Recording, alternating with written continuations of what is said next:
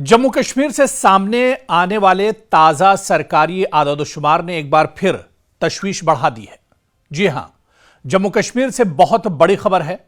दरअसल राज्यसभा में पेश किए गए आदादोशुमार के मुताबिक साल 2025 और 26 में जम्मू कश्मीर में 46,000 अफराद ने नशे की लत से निजात के लिए इलाज कराया है।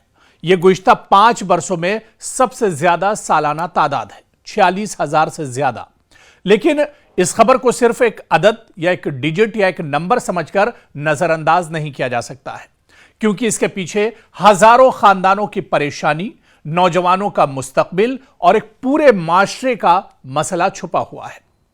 अगर गुज़िश्ता चंद बरसों के आदादोशुमार देखें तो तस्वीर मजीद वाज़ेह होती है। साल 2021 और 22 में अगर बात करें तो 5,382 अफराद का इलाज हुआ था, जो बढ़कर साल 2022-23 में 27,843 हुआ। फिर साल 2023 और 24 में यह तादाद और बढ़ी और 40,546, और इसी तरह से साल 2024 और 25 में 36,588 तक पहुंच गया। अब साल 2025-26 में यह तादाद 46,000 से ज्यादा हो गई है। यानी चंद ही वर्षों में, चंद ही सालों में इलाज के लिए सामने आने वाले अफराद की तादाद में जम्मू कश्मीर में जबरदस्त इजाफा हुआ है। और अब अगर जिलावार सूरत हाल देखी जाए तो जम्मू जिले में 9,960 इलाजशुदा अफराद के साथ सबसे आगे है। इसके बाद श्रीनगर में 6,204, बांडीपुरा में 5,769, कुलगाम में 5,765 और राजौरी में 5,561 अफराद का इलाज हुआ। ये हम नशे के इलाज की बात कर रहे हैं। कुपवाड़ा में इसी तरह से 4,530, पुलवामा में 3,433 और बडगाम में 2,693 अफराद इलाज के लिए नशे के सेंटर पर या हॉस्पिटल्स में पहुंचे थे। लेकिन मसला सिर्फ इन 46,000 अफराद तक महदूद नहीं है।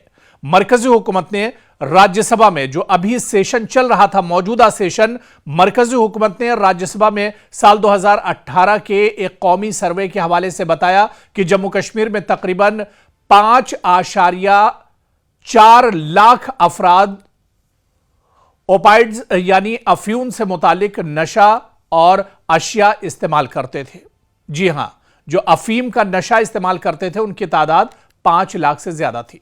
सर्वे के मुताबिक 10 से 75 साल की उम्र के आबादी में अफीम इस्तेमाल की शरह 4.91% थी, और इसी सर्वे में तकरीबन 3.9 लाख अल्कोहल इस्तेमाल करने वाले यानी शराब इस्तेमाल करने वाले, और इसी तरह से 1.4 लाख कैनबिस इस्तेमाल करने वाले, और 1.7 लाख सुकून और अद्वियात इस्तेमाल करने वाले, और तकरीबन 1.35 लाख अफराद के इनहॉलेंट्स इस्तेमाल करने का भी अंदाजा लगाया गया। ये दरअसल अलग अलग नशों की अलग अलग एक तरह से चीजें हैं, नशा आवर अद्वियात हैं, नशा आवर ये अशिया हैं, जिन्हें लोग अलग अलग तादाद में एक तरह से लेते रहे। और यह आदादोशुमार बताते हैं कि मसला कितना वसी हो सकता है। हुकूमत के मुताबिक जम्मू कश्मीर में इस वक्त एक integrated rehabilitation centre, 3 outreach and drop in centres, 2 community based peer led intervention programmes, 6 district de addiction और 21 एडिक्शन ट्रीटमेंट फैसिलिटीज मौजूद हैं। ये दरअसल अलग अलग सब सेंटर है। इनका काम एक ही है कि जो लोग नशा करते हैं उन्हें नशे की दूर करना, उन्हें नशे की लत से एक तरह से हटाना, उनकी नशे की जो लत है उससे दूर भगाना। तो जितने सेंटर हैं इन सब का काम एक ही है कि नशे से लोगों को दूर भगाना।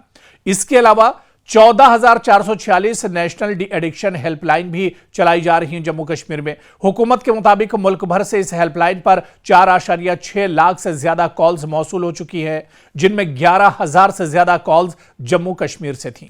हुकूमत का नशा मुक्त भारत अभियान भी जम्मू कश्मीर में चल रहा है। सरकारी आदादोशुमार के मुताबिक इस मुहिम के जरिए 1,20,00,000 से ज्यादा लोगों को नशे के नुकसानात के बारे में आगाह किया जा चुका है, जिनमें 69 लाख से ज्यादा नौजवान और 51 लाख से ज्यादा खवातीन शामिल हैं। यह दरअसल नेशनल लेवल का सर्वे है। यह बात पूरे हिंदुस्तान और पूरे मुल्क की हम कर रहे हैं। लेकिन यहां एक बुनियादी सवाल फिर भी मौजूद है कि क्या सिर्फ इलाज के मराकिज की तादाद बढ़ाने से यह मसला खत्म हो जाएगा? क्योंकि जम्मू कश्मीर में खासतौर से अगर जम्मू कश्मीर की बात की जाए तो यहां पर इस तरह के बहुत से सेंटर मौजूद हैं।